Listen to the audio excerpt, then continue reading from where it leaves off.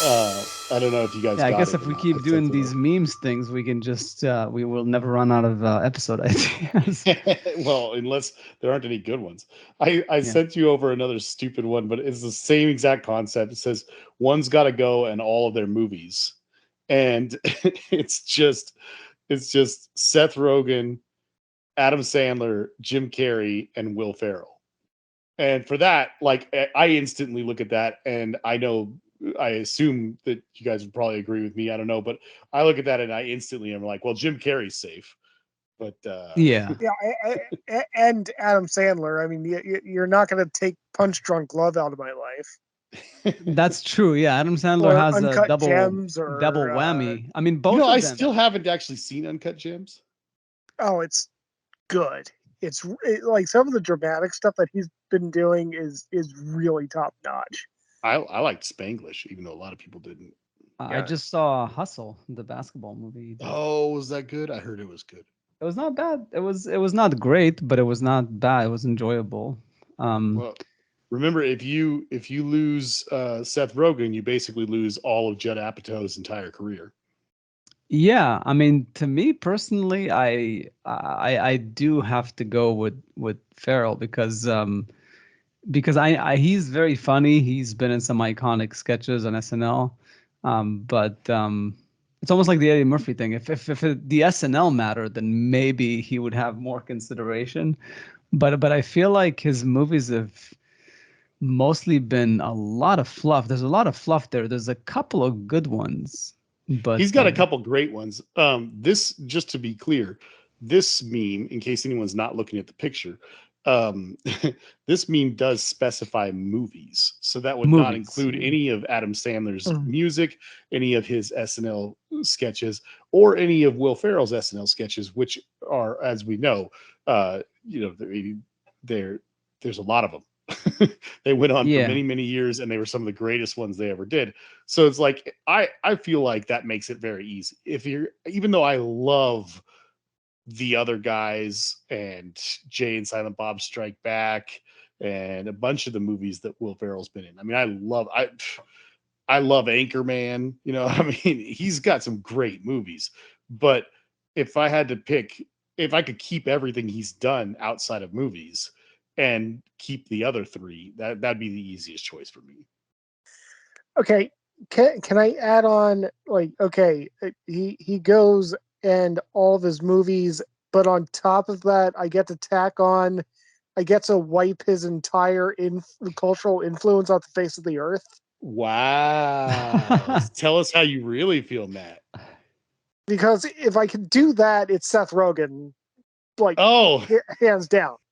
oh my God.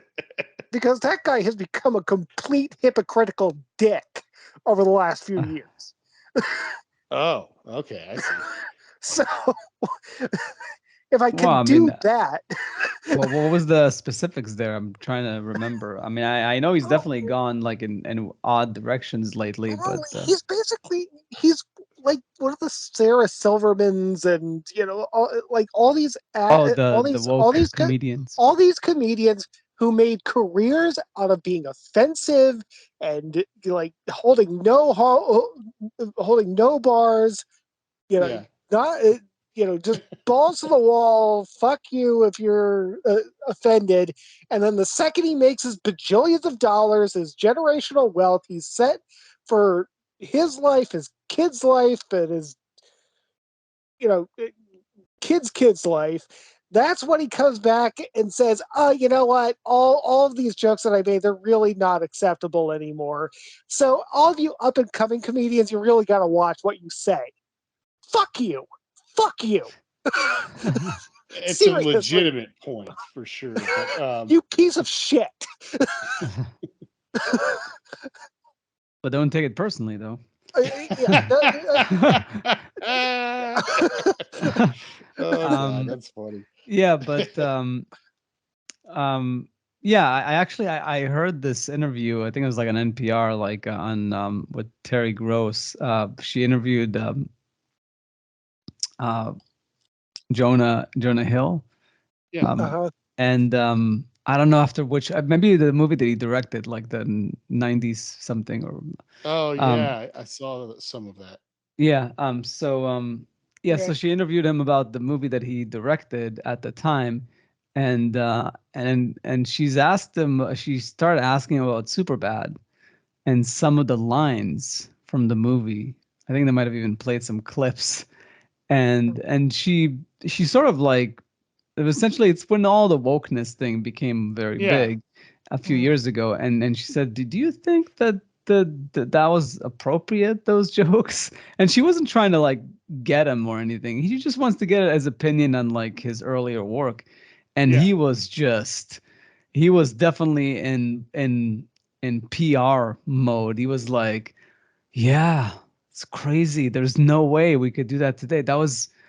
And I didn't write that. Like and then they started making excuses for like the vulgarity of Superbad and all this stuff. And it's like, come on, dude. Lame.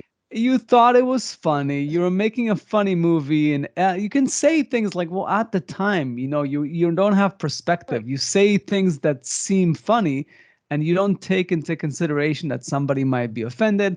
That 5, 10 years from now, it would be you know that would be frowned upon. It's very tough, but at the same time we are trying to entertain people, and a comedy is about pushing limits. No, instead of that, he just wimped out and it was like, I'm promoting a movie, I'm gonna be nice, I'm gonna say nice things, and I'm Ugh. and it's just a bit I, like I mean, I'm not a comedy writer or anything like that. I'm never going to be in that position, but God, I wish, like, if there's an alternate universe where I am and I were asked that question, it's like they about what, less than 20 years after Superbad, you remade it and called it Booksmart and just gender swapped everything and took out all the offensive jokes, and it's a piece of shit Hmm. and that nobody will remember. Yeah.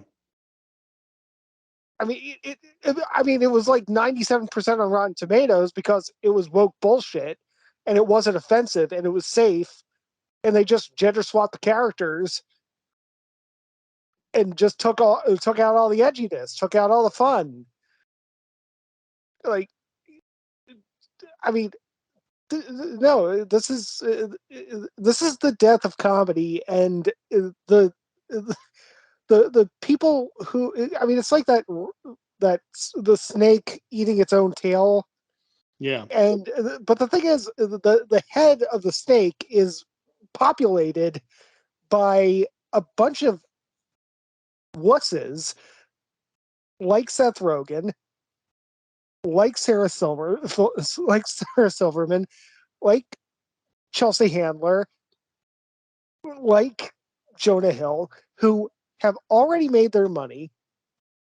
They've done it by doing the same thing that all the up and comers are trying to do, and they're at the tail end, and the head is trying to eat the tail.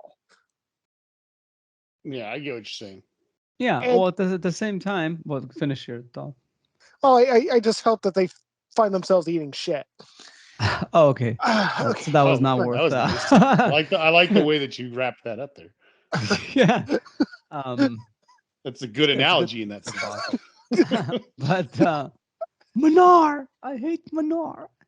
Um, um, so I was gonna say, yeah, I think I saw something with Tom Wilson where he said, he sang that song that he always sings about Back to the Future, and it's one Oh makes, yeah, yeah, yeah.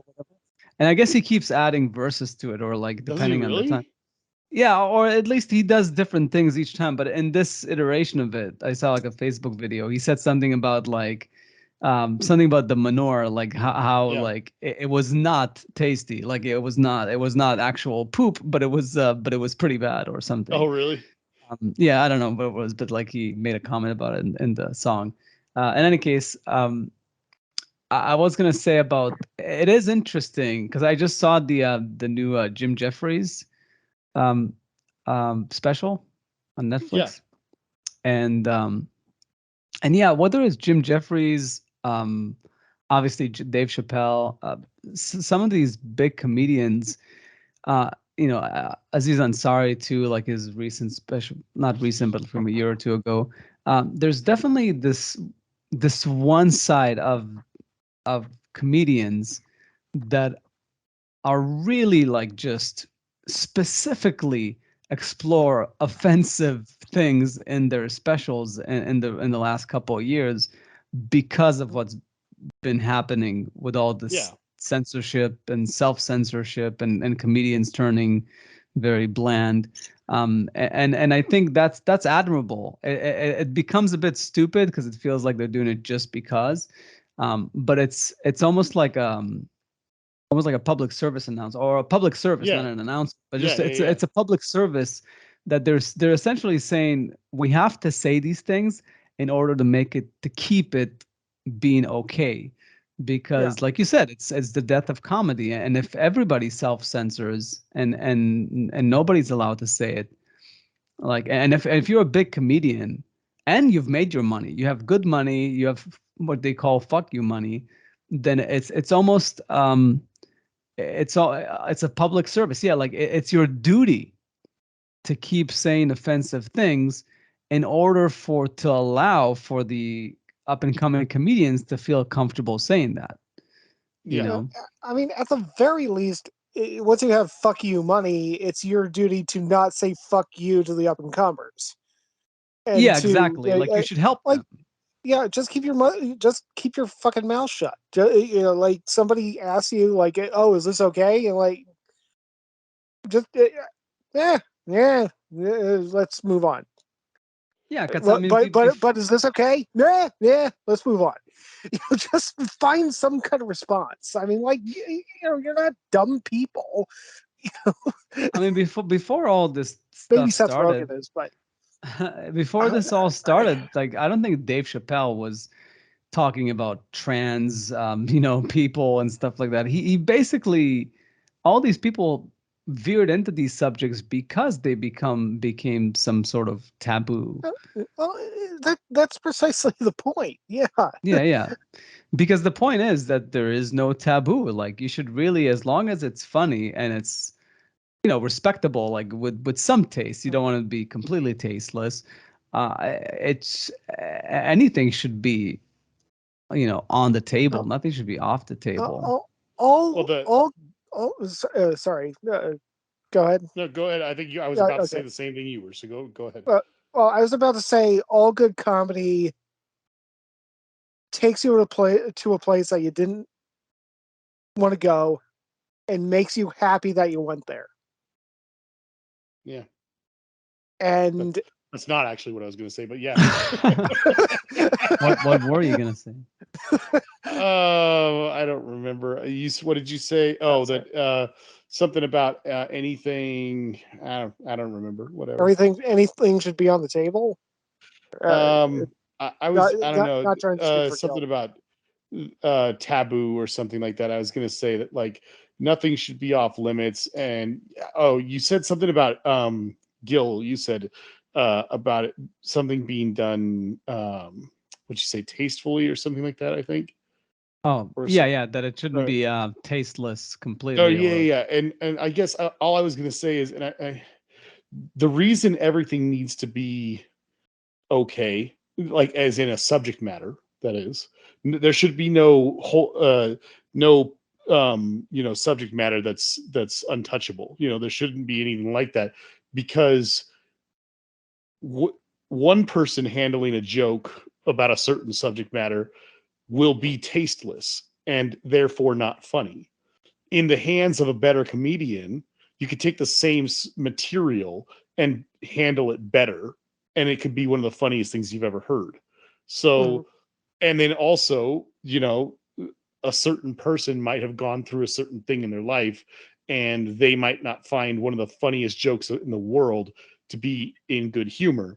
So, what are you going to do? You're going to deprive the rest of the world of it because you personally found something, offensive about something? No, you avoid that kind of humor because you feel differently than the rest of the world. That's on you. But it's just it's a complicated thing, but the bottom line that everyone needs to remember is that there isn't any one subject that you can't joke about. There isn't anything that is like the what is it, there's a phrase they use, like the holy something, rather, the untouchable subject, whatever. But Yeah. yeah, Yeah. just Actually, that's all I was trying to say. it just kind of popped into my head, like this girl that I was dating for a little bit. I was walking her back to her car, and she was actually kind of going through this whole rant about how there are certain things that you can't joke about, and she specifically brought up the Holocaust, and I finally get her to her car, and I let her finish talking, and I finally whipped out that Jimmy Carr joke. Oh no! Oh no! Oh no!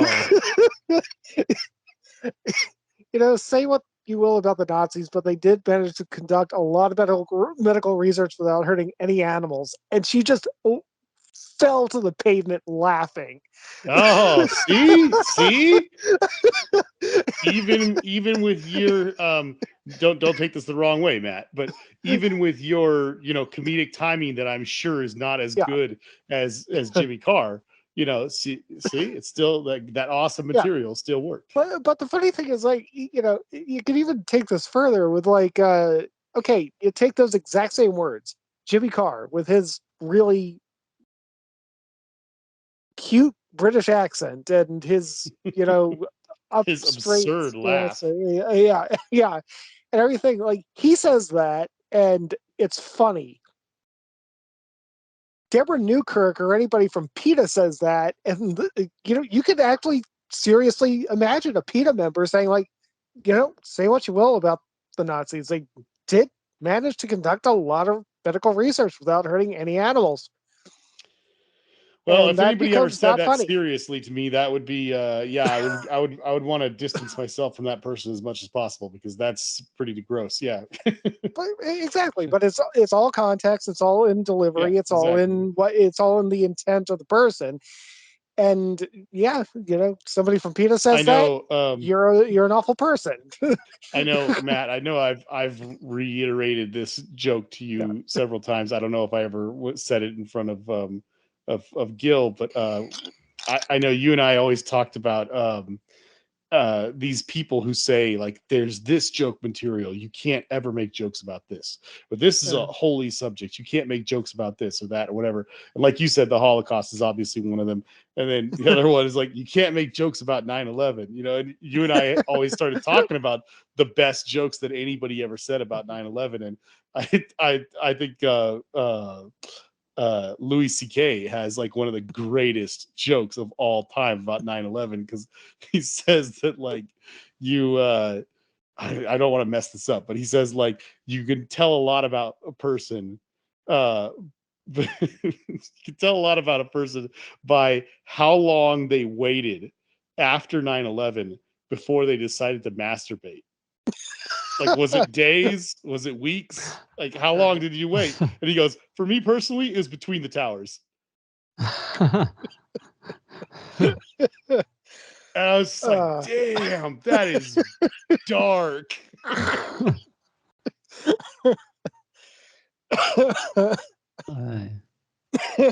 Well, if she hadn't laughed at the first joke, you could have always said the second one. They say there is safety in numbers. Well, tell that to 6 million Jews. Oh, God, that's dark too. Although my favorite offensive joke of his has to be the one with the mosquito nets. Oh yeah, no, that's like his best joke ever, Jimmy Carr. Yeah. Yeah. Holy crap, that was. Yeah. No, but that is interesting. I mean, I will say the Seth Rogen comments that Matt made. I also think that he's the least funny of the four. If we're just talking about performance wise, I think he's a better writer than, say, Will Ferrell. But I don't think he's necessary. I also think that he kind of stumbled onto some really funny movies. iconic funny movies, but he's not even necessarily the best part in it each time. He's serviceable, but he's not he's not Adam Sandler, Jim Carrey funny. No. I think Superbad is incredible, and obviously he helped write. He was one of the two writers of that movie, and so I mean, there's that. But yeah, as an actor, let me see here real quick. I would say his best stuff was. I hate when they put the producing stuff first. It's so stupid. No, There that's we pretty go. much what he is now. I know, but still, it's like, ugh. All right, here we go. Well, the Fablemans was pretty good. Let me Oh, see here. geez, yeah, we'd have to lose the Fablemans. Yeah. I love that None of movie this is despite his possible. presence. He was good in it. He was one of my favorite things in that movie. Ooh, we would get to lose the live action Lion King. That'd be nice. Sausage Party. um, I don't think he's. I don't even think he's well cast in Kung Fu Panda, but I absolutely love Kung Fu Panda 1 and 2. I think they're both excellent movies. Steve Jobs. Steve Jobs, yeah. Yeah. Just trying to think of the really good ones here. Oh, 21 Jump Street was pretty good. That was funny. Oh, wait, was he only in the second one? Let me see. He was uncredited in the second one. I don't even think he was in the first one. Yeah, most of his movies. Let me see here. Oh, I really liked 50-50 and The Night Before. Both of those were pretty fun, but 50 not 50 things is I not couldn't bad. not things I couldn't live without, obviously. Yeah. Yeah, it's mostly all the Judd Apatow stuff. Funny People. Oh, I forgot he was in Fanboys. That would be very, very difficult one to lose. But yeah. Hmm. And Zach and Miri Make a Porno. That one's really fun too. For years I had it on my watch list and I just never sat down and watched it. Oh, really? It's the last good Kevin Smith movie that was made. Also, I don't think I saw Fanboys. Oh, no, you should watch Fanboys. Oh, that's the one with Kristen Bell and Yes. yeah, okay. Yes. Yeah, all right. Oh, never mind. I rated it 5 out of 10, so I guess I did see it. That's a low rating. No, I'm just kidding. Yeah. It's funny. I have no recollection of it. I mean, I have some. Like I I probably feel saw the like we promo. watched it at the house Maybe that's what it is. Yeah, because I bought it as soon as it came probably. out. So, Yeah. oh man, I forgot he was in Donnie Darko. Was he? Yeah, That's he's kind of one of very the early. delinquents. Yeah, he's really young in it. He's one of the delinquents in high school. Hmm. Oh, that would suck. But yeah, I think his film career would be the easiest thing to lose. Yeah. No, well, like you said, maybe Will Ferrell. I don't know. But Yeah, no, definitely. okay. After my rant, I mean, if I can't cut his cultural influence out, yeah, Will Ferrell's gone. Oh gosh, Matt. I don't even extremely disagree with what you're saying. It's just funny that you feel like so strongly about it. That's all. I will say, even though as far as ranking them the top spots, even though Punch Drunk is my favorite PTA movie, I might have to go with Jim Carrey over Adam Sandler. I mean, as far as Oh, like if I I would. had to pick only one. As a top spot, yeah, I would too. Yeah, I mean, if like to lose like Dumb and Dumber and Ace Oh, Ventura and tragedy. yeah, that would No, be no, a no. I'm sorry. life Travesty. travesty. Yeah. Stronger. And not to mention he's got some serious movies in there He too, like does. Oh yeah, man. Eternal good Sunshine. ones. Eternal Sunshine is a big one, Oh and man. Man on the Moon. Man on the Moon, Truman Show, which were not as good as Eternal Sunshine, but very good still. Yeah. Yeah. Um, Absolutely. yeah. I mean, I just I'm trying to think about like a world without Ace Ventura and the Mask. The Mask, I guess I was never a big fan of it. I guess I might need to rewatch it, but it's just in the shadow of Dumb and Dumber and Ace Ventura for me. Oh, it is. It is. I just it's just a good one. But Yeah. yeah, I mean, I mean, we would also, if we lost Jim Carrey, we would lose the Deadpool too. That would suck. The what? Deadpool? No, the Deadpool, the Dirty Harry movie. Oh, I see. It's a Dirty Harry movie. I don't Like, think I could be wrong. It's like the third one, maybe, or fourth one. I'm not really sure, to be honest. I have it. It's been many years since I watched it. I can't remember if it's the third or fourth one. Yeah. No, I remember he did something with Clint Eastwood. I'm not sure if it was a couple of movies. He did at least that one that I know of. Yeah.